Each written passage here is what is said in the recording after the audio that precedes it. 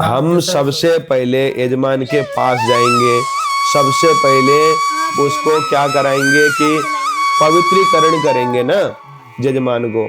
आज तो 8 बटुक ब्राह्मण यहाँ बैठे हैं सीखने के लिए, है ना। तो आप लोग सबसे पहले यजमान को क्या कराओगे?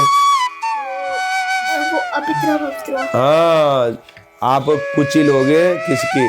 दुर्वा की हो सकती है, कुशा की हो सकती है, ऐसे ब्रह्मदंड हो सकता है।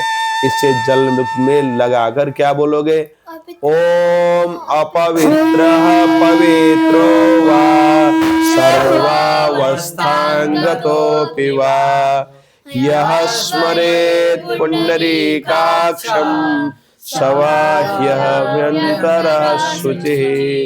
यह स्मरे, जो स्मरण करे, किसको?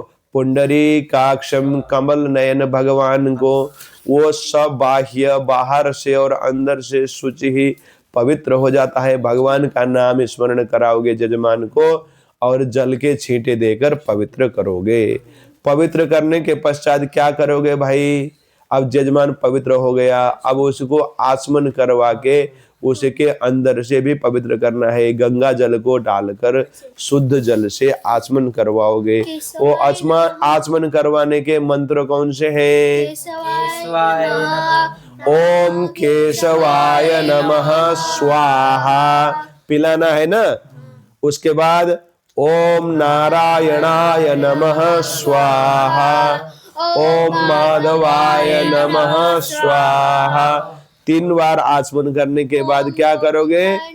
ओम गोविंदाय नमो नमः हस्तौ प्रक्षालनम, ऐसा कह के गोविंदाय नमो नमः हाथ धुलाएंगे आप।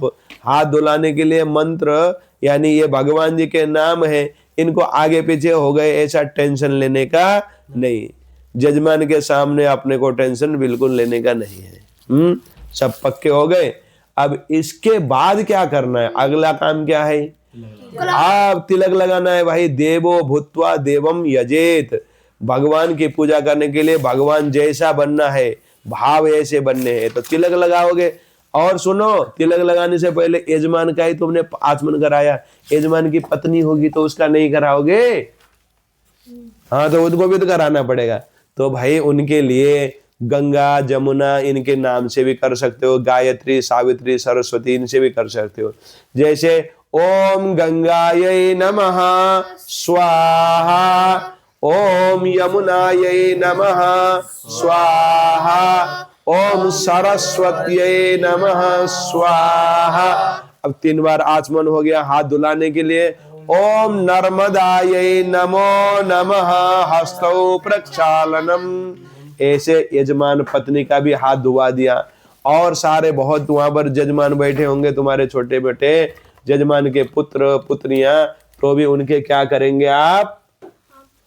हाथ धुलाएंगे इन्हीं मंत्रों से, क्योंकि स्त्रीलिंग के लिए और पुंलिंग के लिए मोटा मोटा सीख लिया, और भी होते हैं, और हम आगे धीरे धीरे सीखते सीखते क्या करेंगे? चले जाएंगे। तो आचमन करवा दिया। अब आचमन कराने के बाद तिलक कराना है। तिलक कराने के लिए मंत्र कौन सा होना चाहिए? ओम आदित्य वसवो रुद्राः विश्वे देवा मरुद्गणाः तिलकं ते प्रयच्छन्तु धर्म कामार्थ सिद्धये। इस मंत्र से आप यजमान को तिलक लगाओगे, यजमान की पत्नी को भी तिलक लगा देना। अब आपने तिलक लगा दिया, हाँ, सबने तिलक लगा दिया, कॉन्फिडेंस जो तिलक लगा दिया। अब तिलक लगाने के बाद क्या करोगे भाई? रक्षा सूत्र कलावा बांधोगे। कलावा बांधने के लिए मंत्र कौन सा है? बद्धो बलि राजा दानवेंद्रो महाबलः तेन त्वां प्रतिबध्नामि रक्षेमाचलमाचला। इस प्रकार से आप रक्षा सूत्र बांध दोगे। यजमान के सभी परिवार को आपने बांध दिया, तिलक लगा दी। अब क्या करोगे? आहा, ग्रंथि बंधन करना, गठ जोड़ा। अगर सपत्नीक यजमान है, उसकी पत्नी है साथ में, तो आप क्या करोगे, वो पत्नी के चुनरी को लोगे और पुरुष के रुमाल को लेकर उसके अंदर क्या क्या डालेंगे हम, चावल, हल्दी, सुपारी, फूल, दुर्वा और हाँ, अरे भाई सबसे बड़ी चीज पैसे, दक्षिणा। भाई 11वें काम चलाओगे, देख लेना यार, मैं तो दक्षिणा कह रहा हूँ भाई, बाकी तुम 11 रुपये चढ़ाओ चाहे 1100 चढ़ाओ, तुम्हारे हाथ की बात है, ये तो है ना। तो इतनी चीजें रख लिया। अब कौन से मंत्र से आप गठ जोड़ा करोगे, ग्रंथि बंधन?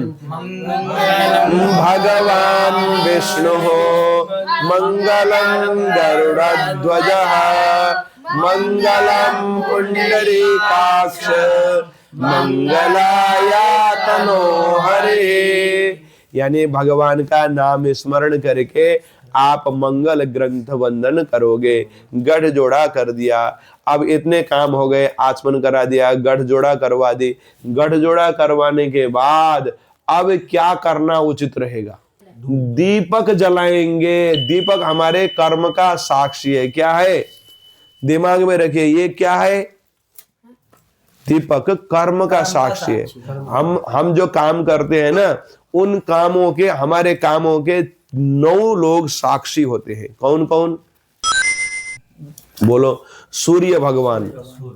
दिन में काम करेंगे तो भगवान सूर्य हमारे कर्मों के साक्षी होते हैं। उसके बाद रात में अगर हम कर्म करेंगे तो कौन? चंद्रमा, सूर्य, सोम।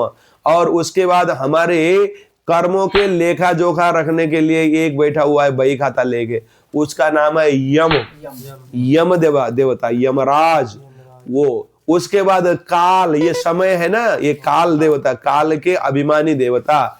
वो कितने हो गए? सूर्य, चंद्रमा, यमराज और काल, 4 हो गए। हाँ, और 5 महाभूत।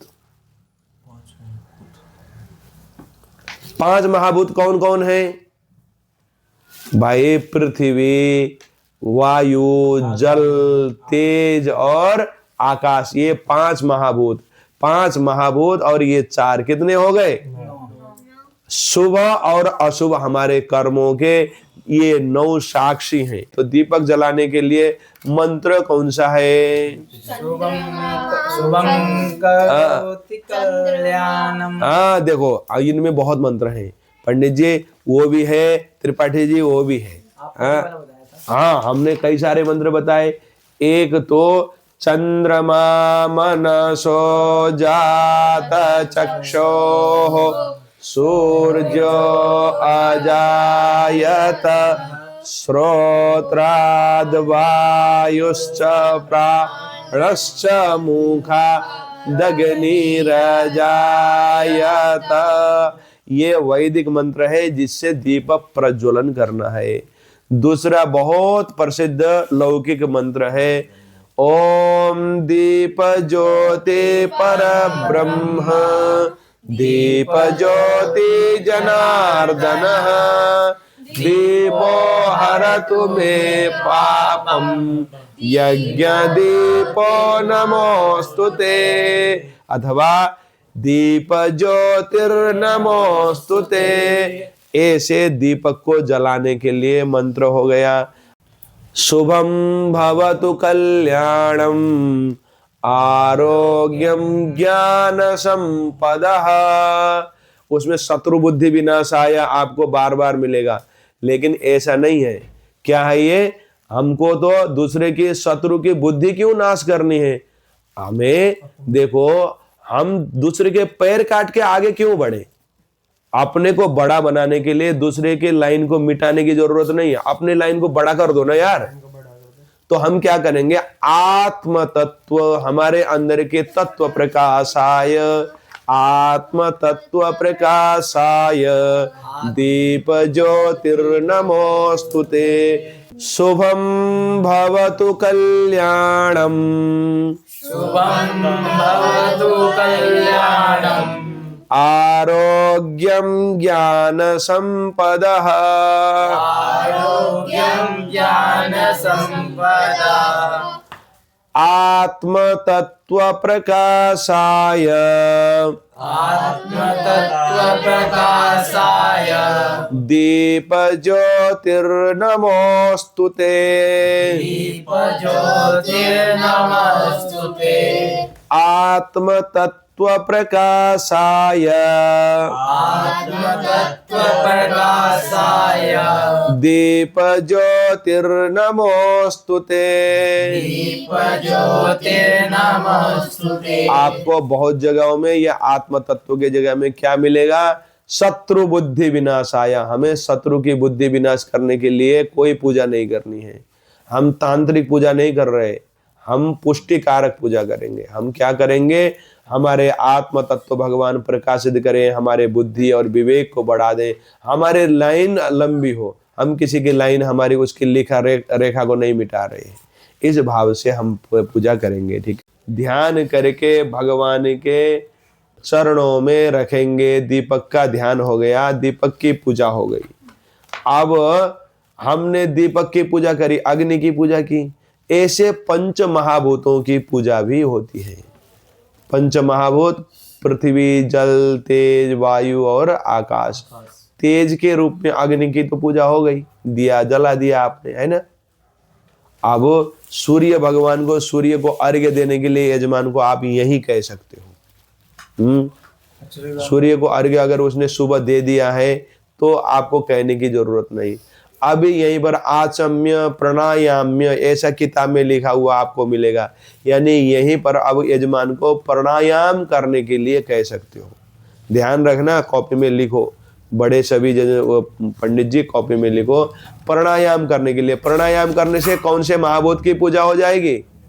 वायु महाभूत की। कौन सी? वायु। अग्नि की आपने, अग्नि महाभूत की क्या कर ली? पूजा कर दी।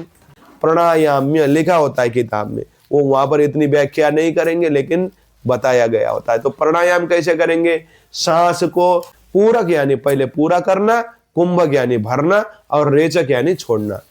नाक से, बाई नाक के उससे ईड़ा नाड़ी से सांस को पूरक भरना।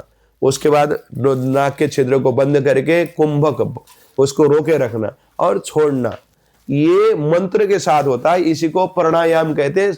मैं सामान्य प्राणायाम की बात कर रहा हूं। प्राणायाम की कई विधियां हैं। जब सामूहिक रूप में यज्ञ के बीच में प्राणायाम करते हैं तो वो प्राणायाम कैसा होना चाहिए? सबके लिए सरल होना चाहिए। महिलाएं बैठी हैं, पुरुष बैठे हुए हैं, सबको सरलता से करने के लिए आप क्या कर सकते हैं?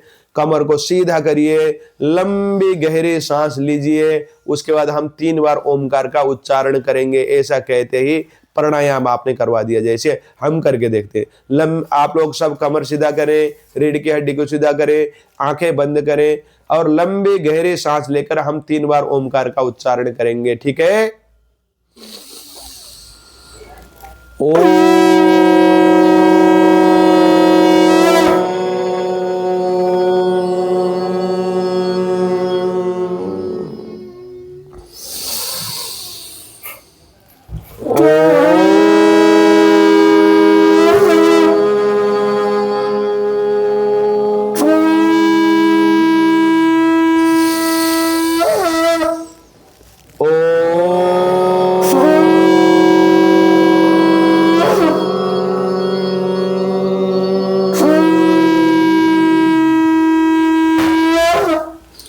इस प्रकार से आपने पंच महाभूतों में से वायु महाभूत की भी पूजा कर ली, स्मरण कर लिया। देखो अब कौन से की पूजा होगी? पृथ्वी भी तो है, पृथ्वी और जल, ये 2 बचे हुए हैं। 3 की पूजा हो चुकी है। अब पृथ्वी की पूजा करने के लिए हाथ में जल लेकर यजमान से कहोगे कि विनियोग करके पृथ्वी की पूजा करते हैं। यजमान जी हाथ में जल लीजिए। ठीक है? अब हाथ में जल दिलाएंगे आप और आप कहेंगे पृथ्वी रीति मंत्रस्य, बोलिए पृथिवीरिति मन्त्रस्य पृथिवीरिति मंत्रस्य पृथिवीरिति मन्त्रस्य मेरु पृष्ठ ऋषिः मेरु पृष्ठ ऋषिः मेरु पृष्ठ ऋषिः मेरु पृष्ठ ऋषिः सुतलं छन्दः सुतलं छन्दः कूर्मो देवता पूर्णो देवता पृथ्वी पूजने विनियोगः। पृथ्वी पूजने विनियोगः। ऐसे पृथ्वी पूजन के लिए आपने हाथ में जल लिया और विनियोग किया। अब पृथ्वी पूजन का मंत्र आज बताने जा रहा हूं। आप लोग आज 2 मंत्र सीख रहे हैं। कौन सा? एक दीपक के ध्यान का मंत्र, उसके बाद विधि। अब पृथ्वी पूजा का मंत्र ले लो। अब पृथ्वी त्वया धृता लोका पृथ्वी दयाधिता लोका देवी त्वां देवी त्वां विष्णुना धृता विष्णुनाधिता विष्णुना धृता विष्णुनाधिता देवी त्वां विष्णुना धृता देवी नाम विष्णुनाधिता त्वं च धारय मां देवी पंचजाध्यां देवी त्वं च त्वं च एकं धारय मां धारय मां एकं एकं देवी त्वं च धारय मां देवी त्वं च धारय मां देवी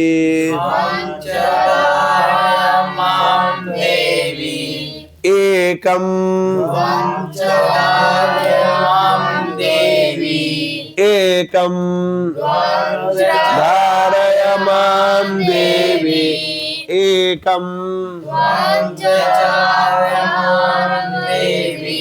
पवित्रं कुरु चासनं पवित्रं कुरु चासनं पवित्रं कुरु चासनं पवित्रं कुरु चासनं। ऐसे इस मंत्र का पाठ होगा। इस पूरे मंत्र को पाठ करते हैं पहले। पृथिवी त्वया धृता लोका देवी त्वां विष्णुना धृता पृथिवी त्वया धृता लोका देवी त्वां विष्णुना धृता त्वं च धारय मां देवी त्वं च धारय मां देवी पवित्रं कुरु चासनं पवित्रं कुरु चासनं त्वं च धारय मां देवी पवित्रं कुरु चासनं त्वं च धारय मां देवी पवित्रं कुरु चासनं। ऐसे इस मंत्र को कॉपी में लिखेंगे। आज 2 मंत्र हो गए। इस प्रकार से जल को के छींटा लगाते हुए भूमि में टीका लगाकर अक्षत चढ़ाकर भूमि माता को प्रणाम करके भूदेवी की पूजा हो गई। जल की पूजा भी यहीं पर होती है। जल हमने लिया था ना, वहीं से आगे अब भूमि में यहीं पर चंदन से शंख चक्र आदि के लिख कर वरुण देवता को आह्वान करके कलश में जल रख के जल की भूमि देवता की जल देवता की भी पूजा होती है। ऐसे 5 महाभूतों की पूजा हो गई। देखो 5 के 5 महाभूत और आपके कौन कौन? सूर्य, चंद्रमा, यम और काल, ये तो है ही है, यही आसपास में ही है, हमको हर समय देख रहे। इनकी साथ में पूजा हो चुकी है। अब इन 9 को कर्म के साक्षी मानकर अब यज्ञ का आरंभ होगा। अभी तक हमने यज्ञ का आरंभ नहीं किया है। अब हमने भूत अपसारण करना है, यानी अब आसपास में कोई बुरी चीज हो तो बुरी चीज को भगाना भी तो होगा। बुरी चीज को भगाने के लिए एक भूत अपसारण मंत्र है, मैंने पढ़ाया था, शायद आप लोगों को पहले पढ़ाया था।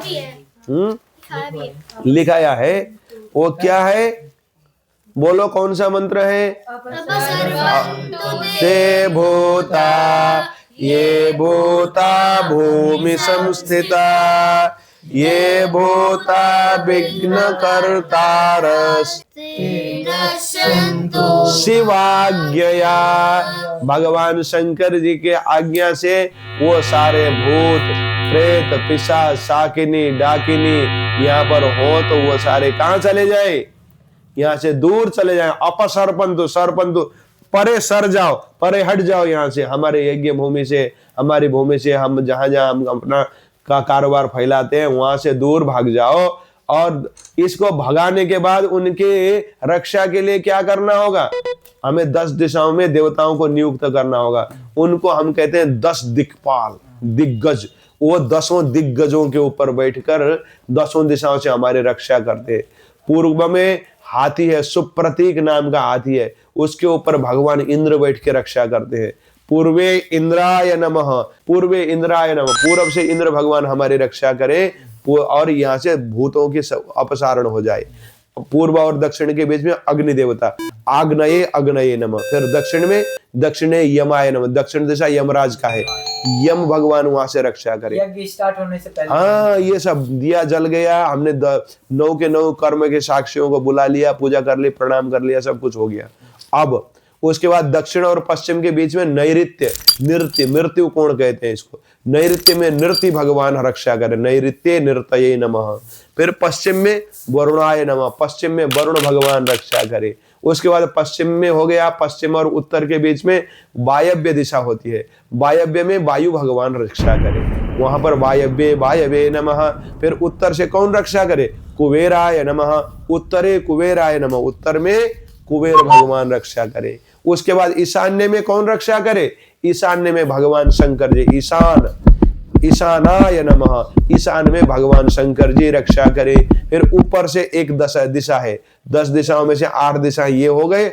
ऊर्ध्व, ऊपर से ब्रह्मणे नमः, भगवान ब्रह्मा रक्षा करे ऊपर से। और अधो नीचे से अनंत भगवान, अनंत भगवान भगवान स्वयं नारायण है, कौन रक्षा करे? अनंत भगवान रक्षा करे। इतनी गहरी इसमें क्या है, फिलॉसफी है इस पूजन में। पूजा अभी आरंभ हुई नहीं है, इतनी सारी चीजें आपको समझानी है जजमान को। जजमान समझे न समझे, लेकिन ब्राह्मण को समझ होनी चाहिए। आप समझेंगे तभी अच्छे से करवा पाएंगे। ऐसे आपने 10 दिशाओं को प्रणाम कर लिया, 10 दिशाओं से आपने भूत शुद्धि कर ली, एकदम जमीन को, स्थान को आपने क्या करा? शुद्ध कर लिया, पवित्र कर दिया। अब ये पवित्र होने के बाद अब आपको क्या करना होगा? शंख घंटे की पूजा करनी है, शंख घंटे को प्रणाम करना है।